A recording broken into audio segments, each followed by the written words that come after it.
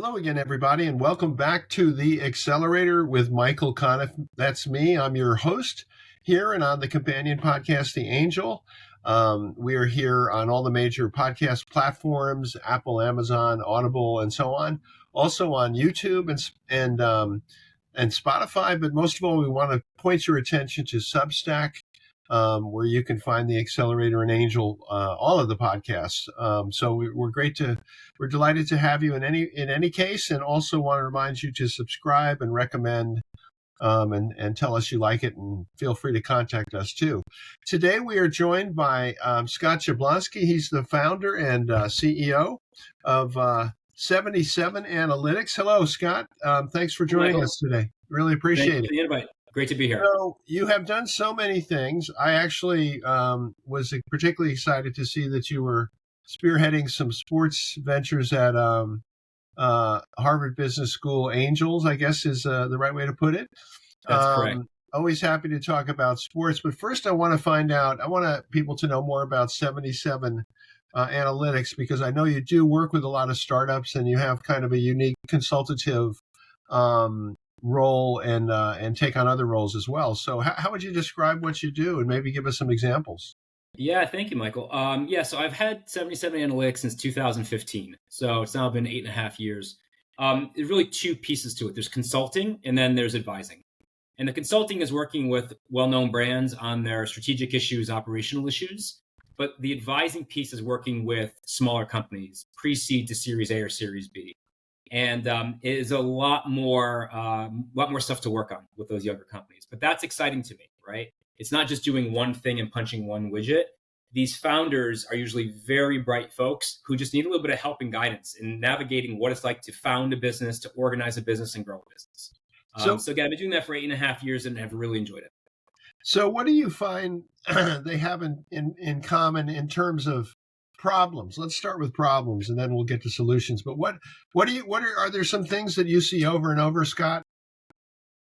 Yeah, with startups, what I find is you have very bright founders who have a good idea, and a founder needs to be optimistic. You need to believe in yourself and bet on yourself. And people are going to tell you can't do it. And I think the really good founders just push that aside and say, I'm going to do it. But there becomes a point when you become too optimistic and you have to now think about, hey, wait a minute, there are some darker clouds on the horizon. How do we think about this?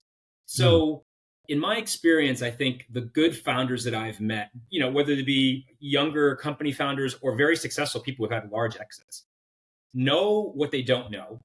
And they find those people or those resources that can help them think through solving those things. And founders, when they start a company as a CEO, let's say, that person, that individual, he or she's wearing 20 hats. So how do you, over time as a founder, start to take those hats off and focus on a more distinct remit? Like, hey, I'm going to be doing sales and product development and these other things. And then the other things have to go away. So that's what I've noticed a lot with the companies that I've just known and worked with, but is really exciting to see a founder grow through that experience. And what would be an example of dark clouds on the horizon that maybe you see and they don't see? Yeah. I'll give you one example is, let's say you have a product and you're a bright founder, Michael, and you're a very good technological person. But then you say, hey, we have to market this. Hey, I'm smart enough. I can build a product. I can market this too. And I've just seen it where very successful product people or people who have that experience say, hey, I can do this. And it's great to, kind of grab an oar and row. But if you don't have the experience around marketing spend, getting your return on investment through those activities, it can be bad, right? You can really drain the company of free cash. So that's an example where I see the company will grow to a certain point, and then the founder has to grow and say, wait a minute, I oftentimes can't be the one to do this. We need to hire, whether it's a marketing person, a marketing team, resource to help them with that. That leads us to the taking the hats off. The founder wearing 20 hats, and gradually, or maybe not so gradually, trying to take them off. I mean, I think you've really hit on something. There is no question that a founder, almost by definition, takes on more than they can handle because they have to. That's sort of the job. And then you reach a point where you need help. And there are barriers to help. A main barrier, sometimes it's the personality of the founder. But here's a tricky situation. What do you do when the founder is willing to do that, but resources are kind of scarce? A lot of times you hear founders say, I wish I could hire a marketing person. Like, how do you thread the needle? What's the path? And by that, I mean the biblical eye of the needle. What's the path through that? Yeah, I think there are a few options. Depending on the stage of the company, and your mileage may vary as a founder. Yeah. But I think this is where accelerators or incubators can help a lot. I work with a couple, and it provides a whole new set of resources to a founder or a founding team. Mm-hmm. So you can go into a program, have the umbrella of that protection, if you will, for 3 to 6 months. You get some equity investment from that entity. And then you have access to a bank of advisors and other founders who are going through the same exact thing you're going through, Mm-hmm. right? And it really builds community because there are shared experiences and trust, especially amongst the founders themselves, even though they might be competing or in completely different industries. And then the other part of it too is I think this is where, especially with the limitations on cash, the founder or the founding team has to think about equity, right? And how do I, as a founder, get help and not have to pay X amount in cash right now because we don't have that cash? So that's where you look for industry folks who are either willing to work with the company in an equity fashion, or advisory folks like myself and many, many others who say, hey, I can help you. We can negotiate some equity options or something, but this won't cost you any money. And you get a little bit of the gray hair factor or some other experience that can help you as a founder. And I think we're seeing more and more companies do that. And it is a sort of zero cash option. And it provides also a greater network because then you come to me as a founder and say, hey, Scott, do you know anybody in this industry? Or, hey, I see you know this industry. We want to dive deeper on this. How do we get into that? And that's something that's really tough to find off the street. But if you can, hook yourself up with those accelerator programs or incubators or advisors, it provides a few more options there. So get some help. Excuse me. And Scott and I both are we're trying to conceal the fact that we have coughs. So if he's doing a better job than I am right now, but don't be dissuaded by that. I'll tell you a quick story. I had a founder recently who had reached a point, had a product pretty much done, and said he needed an additional $30,000 to finish the user interface. And I said, so fast forward 6 months, and he still hadn't raised the money to do it. And I said, well, who helped you do the first part of it? He said, well, you named a company. I said, well, go back to them and offer them equity, offer them some kind of equity piece. And he was able to get it. They were willing to do like $15,000 in equity, let's put it that way, but not the whole thing. So he came back and said, well, that was a failure. That really didn't work. And I said, the way you have to look at it is you just solved half your problem. You had a $30,000 problem. Now you have a $15,000 problem. But I really think I know that he got stymied. And basically, I think the job of the founder, you correct me, you give me your definition, but I think the job of the founder is to not get stymied and to figure a way around. And as a company grows, I don't think that changes. I think you're always doing that. What do you think? Completely agree with you, Michael. I'd say in the founders I see, the two really good qualities and functions they have to participate in, it sounds a little corny, is being chief solutions officer. Like you said, every day another problem arrives and you have to figure out a creative solution around it.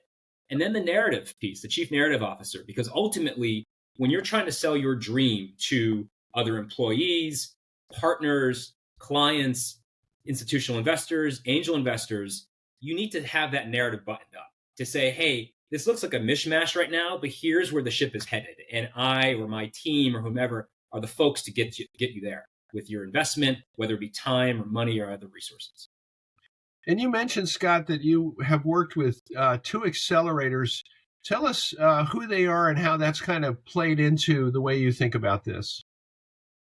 Yeah, sure. I've worked with 2 accelerators so far. One is Techstars, And they've been around for a long time now, Sure. since I think probably 2008. And they have 15 years of experience, and they've done things around the world. And they're different themed Techstars programs, and then different locations. And I've been involved with several. It's been a lot of fun.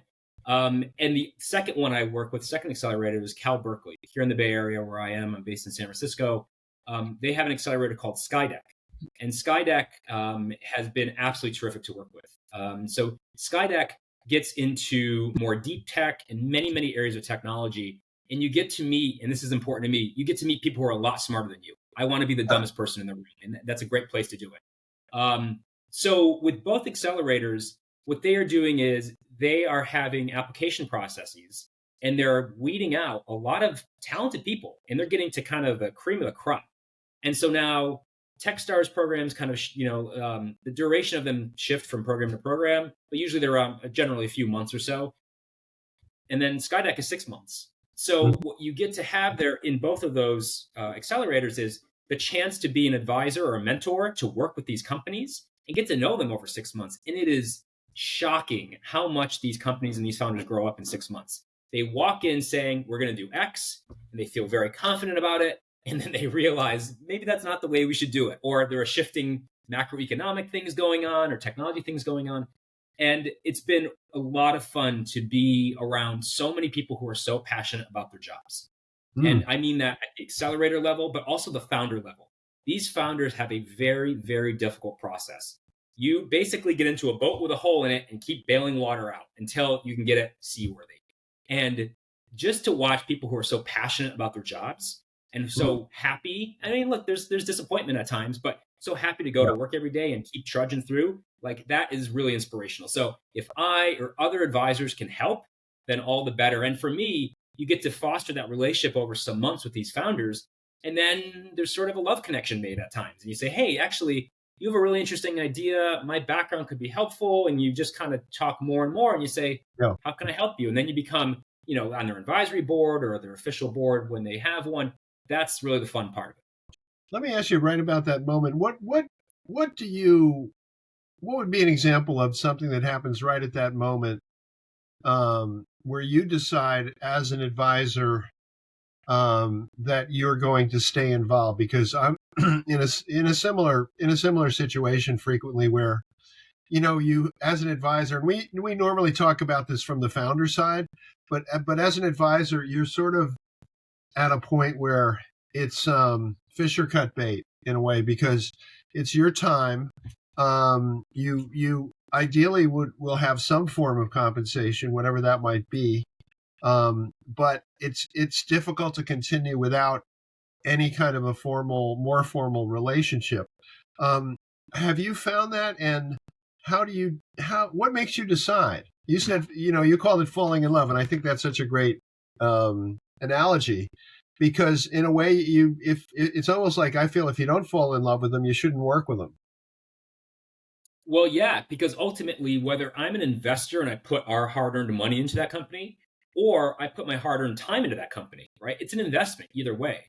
And so you, as a mentor, an advisor, an investor, want to make sure you're going to get return on that. And, with investment, it's sort of like charity, right? You can donate your money or your time. And with working with founders, if you donate your investment dollars, there's basically one type of return coming back, and that's financial.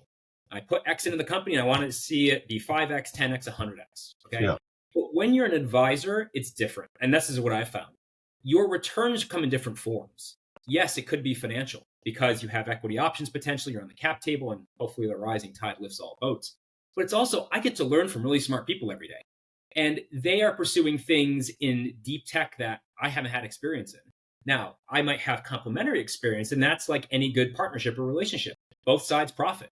So where I can learn something selfishly from them, and then they can take my experience and help them navigate the waters that they're in, all the better. So that's why it is kind of like dating and then finding your partner, or in this case, maybe several partners, to work with. And you get to broaden, at least I get to broaden my skill set out, which is super important. Yeah. And, Scott, your background is so interesting and so varied. But I would really be remiss as somebody who ran a sports company for 12 years if I didn't talk about your sports experience, which includes, I'm looking at your LinkedIn right now, senior manager, team marketing and business operations at the NBA, vice president, NHL club analytics at the National Hockey League.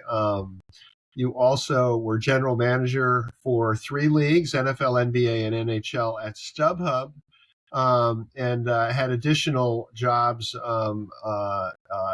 doing due diligence on multiple sports and entertainment properties with a company called L2 Point, and I think there was even another one in there, right? So that's a big part of your resume in sports. And as somebody who kind of took that plunge myself, um, I'm interested in all of that. But what did you learn about the sports industry that you didn't know? I know that you were likely a really big fan, or you wouldn't have gone in that direction in the first place. So, what's the difference between looking at it as a fan when you started and looking at it now more as a business? What's the biggest difference? The biggest difference is you get to see how the sausage is made. And Uh, I think as a consumer of sport, you could sit there and say, hey, my team won today. I'm happy. My team lost. It's a bummer. But when you get to see what happens behind the scenes, how the play comes together, that is really intriguing. And it's something for me in my kind of academic pursuits I've always loved. I've always loved to understand how things work. When I was a kid, I was just telling our 6-year-old daughter last night, when I was a kid, I would take apart the radio and try to put it back together, and it never went back together just the same way. But I learned, right? And I right, taught myself. right. Hands on. Um, this really stems, Michael, from my personal background. So I'm from upstate New York. No one in my family had gone to university before me. So when I got to go to university, I felt like the world was a little bit more open to me. And then I went for my master's degree. Then I went to Harvard Business School and got my MBA. And I got to meet such brilliant people from such different backgrounds. And it really hammered home how important education is to me and opportunity. And so when I was in business school around very, very intelligent peers, for me, I felt like I had an opportunity to chase a dream when a lot of other people that I know back home or in other places don't have the opportunity. So for me, it was like, where do I want to put my money every day, my resources every day? And I kept coming back to sports. And I always found it interesting to crack open this idea and see what really makes sports sports. And so for me, being so fortunate to work for the National Basketball Association for a couple of years, the National Hockey League in New York, just is like the mecca of sports there. Go to a lot of good events, meet really great athletes, see championship trophies up close. It was pinch me kind of moments. And then for that matter, being at StubHub too, which was, affiliated with sports, obviously, but more broadly entertainment. But I think, yeah, what you get to see is how things come together. So when you go to a baseball game as a fan, you enjoy the game. You have your hot dog, your soda, your Right, beer, whatever. right. But when you're working there, you say, why is that area of seats empty? Why did they market this particular thing that way? Why is that sponsor in that position? And you start to be much more critical of how things are done. But it does actually impart a lot of wisdom on how things come together. So in the 2012-13 National Hockey League season, we had a work stoppage. And I was one of the people helping negotiate through that. Oh, So I got to look at a 700-page collective bargaining agreement document and wow. go through there in negotiation. That document is the underlying religious tome for any sports league. So for me to go through that and understand that, it was eye-opening. And the fans sit there and say, hey, we just want hockey back. I completely get it. But you get to understand what that machine is underneath that makes it drive. Hmm. So that was it was a great investment in my time, and I really enjoyed my time at the leagues and stuff. And in the work stoppage is a great example. What obviously you're aligned with the league in that respect. You're working for the league, but what did it mean to see that from the league perspective? Because most people, we're all fans, right? We see it from the fan perspective, which in practice really means the player perspective, because fans are going to associate generally with players. So what was it? What did it mean to see that from the league perspective? Yeah, it was very eye opening because in the room were a lot of lawyers and attorneys and JDs and me.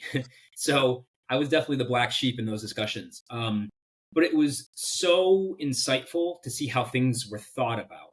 And the term's horse trading, right? The horse trading that goes on between the Players Association and the league and its owners.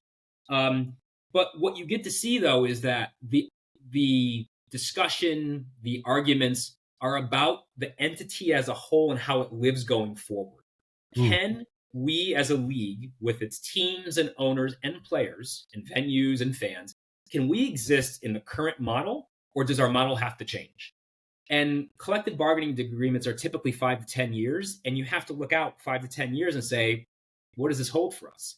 So in 2012, no one in the room sat there and said, in 2020, we're going to have COVID and it's going to decimate sports and no one's going to be able to go to a live event. No one sat there and looking at years in the future, but you try to take your best shot at it. And so it becomes a question of the business, becomes a question of the partnership between owners and players, and the financials, quite honestly, because the financials, you pay your money to go to a game, that money goes to a league and the teams, that money then goes to the players to pay them to play that game, and so the system runs. So Yeah. it's a real eye-opening experience, and I wish I could kind of like codify that 6 or 8 months, whatever it was, a couple years or 10 years ago, and just be able to put it in a box and say, I'd love you to see this because this is how the sausage is made. And I'm curious. I noticed this week that NFL Commissioner Roger Goodell re-upped, got a contract extension. You worked for Gary Bettman, right, at the NHL. He's still there. I mean, he's been there a long time. He came from the NBA.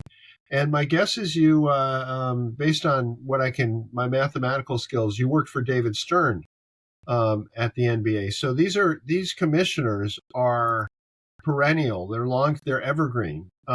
David Stern, of course, was replaced by Adam Silver, who was his right hand man and shows every sign of being there for another 10 or 15 years. But that kind of stability is important. I'm curious, what did you learn from the sports industry that you convey to founders and startups? What is the secret sauce in sports that is sort of that can also be ladled on something else? It's a great question, Michael. Working at a league, you work with 30 teams at the NHL, or you work with 60 plus teams at the NBA. You're really it's funny because it's an oligopoly. There's almost nothing. I can't think of anything else like a sports league because they get antitrust exemptions and they can operate. I don't want to say in coercion, but they can operate in concert legally, right?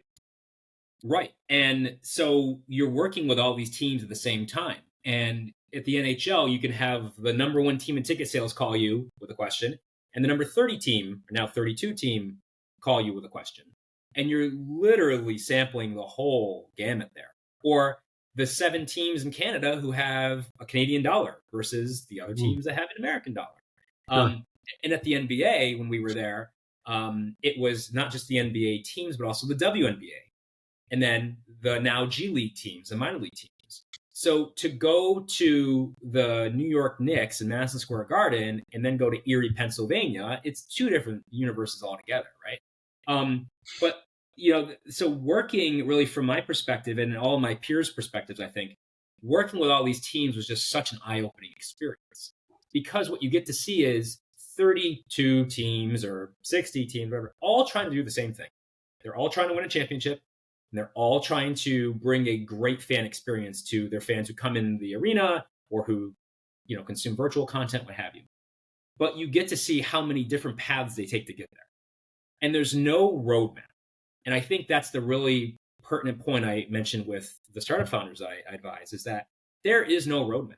I can't give you a list of 1 to 10. And if you do these things, you will be successful. Ain't gonna happen. No playbook. No playbook. I can tell you that as a parent, there's no playbook. But the important thing is the dithering, is the responsiveness to your outside stimuli. So when a player gets injured, what does a team do? When something in the economic market hits, if all of a sudden interest rates get higher or layoffs happen, how do we get people to come to the game? And that's something we saw in 2008 when I was at the NBA because we went through the financial crisis. And we were all worried, very worried about what was going to happen. But David Stern, the commissioner at the time, said, go look at the front page of the New York Times the day after the stock market crashed in 1929. You've got a full Yankee Stadium. And he always said there are 2 houses of worship in the United States. there's religious houses of worship, and there are sports arenas. And so back to your question, Michael, about how these startup founders thinking, what can I take from that experience and bring to them? It's you get to see that there are a million paths to get from the beginning to the end. But you have to keep checking in to say, are we doing this correctly? Does this feel right? And what are the people on the left and right of us doing as well? Because, tragedy will befall some of them. Some things are going to happen that are out of your control. But how do we react? How do we keep our finger on the pulse of the market and make the appropriate changes and dithering to get there? And that's really, when you're the captain of the ship and you're the CEO, that's your job. You got to be that solutions officer and that narrative officer. Say, here's the path we're taking. Oh, we're going to go a little bit to the left now, but here's how it all wraps back to the narrative. And that's what we see a lot in the sports teams. And it's a little more obvious when you see a team doing well in the standings or poorly in the standings. But that's what we saw on the business side as well. I have to, before you go, we've got a couple minutes, but I absolutely must ask you about StubHub. So I think it's accurate to describe it as a secondary ticketing market, where fans could sell, and I suppose teams too, could sell their tickets if they had excess tickets. Explain to people how that works and why that area is so competitive. It seems competitive. What is it about that? Yeah, so the difficulty is when you as a team price your tickets, you're usually pricing tickets up to a year in advance. Wait, what? Really? Yeah, that's what happens. So NBA and NHL teams will get their ticket pricing set for the following season in November or December of the previous year. Really? So yeah, it's about a year away. So let's go back to what I said before. Go predict the future. Predict what's going to happen in a year. Predict what's going to happen on the field, off the field, in your market, more broadly in macro sense. It's impossible. So what you have is teams going out and pricing inventory, their ticketing inventory, with what they know at that point, and maybe some guesses and hunches. Ultimately, the secondary market, the market where you might have bought a ticket in the first place as a fan of the Yankees, let's say, the secondary market, when you resell it and I buy it from you, that is the real truth of the market, because it's showing right there on that day what somebody is willing to pay, the bid and the ask. So the secondary market was really created by StubHub in the mid-2000s. And then obviously Ticketmaster got involved, and then there are a lot of other companies now who are in that space. And it is quite competitive, because what happens is you can either buy something based on the entertainment value or the financial value. And ultimately you have multiple marketplaces, and you might have one ticket listed across those at different prices. So then it becomes, well, I can get this cheaper on this site. Click, I'm going to go do that there. But obviously, when Taylor Swift shows up to a game, a Kansas City Chiefs game in New York, the Jets tickets go through the roof. Who would have known that? Nobody would have known that. So the secondary market is a source of truth that's out there. And I like that. The secondary market is a source of truth. It is, yeah. And remember, too, that it's not just fans selling their tickets, but also professional sellers, ticket brokers. Of course. And these brokers take inventory from the teams, and they put their inventory out there. They take on the financial risk. So it is a real big engine of the sports ticketing landscape. But ultimately, it's so different because the primary market is so done so much earlier than the secondary market actually consummates a sale. I see. Yeah, it was a huge learning experience for me working on it, because you got to see again the machinations. Yeah. I want to remind everybody you're listening to. I'm talking with Scott here, but you're listening to the Accelerator with Michael Conniff. We also do the Angel podcast. We're on all the major platforms. You can, if you want audio and video, go to YouTube and/or Spotify. The best place to find everything is Substack, so go to theaccelerator.substack.com. And I want to thank profusely our guest this morning is Scott Jablonski. I should say this afternoon. Scott Jablonski, he's the founder and CEO of 77 Analytics. That's a consulting company that does all kinds of creative things, including work with larger companies and startups. So, Scott, I'm really grateful to meet you and to make this connection, and wish you the best of luck, of course. It was my pleasure, Michael. Thank you so much. Okay, thank you. Take care. You too. And thank you. All of you out there, remember, we'll be back with another podcast before you know it.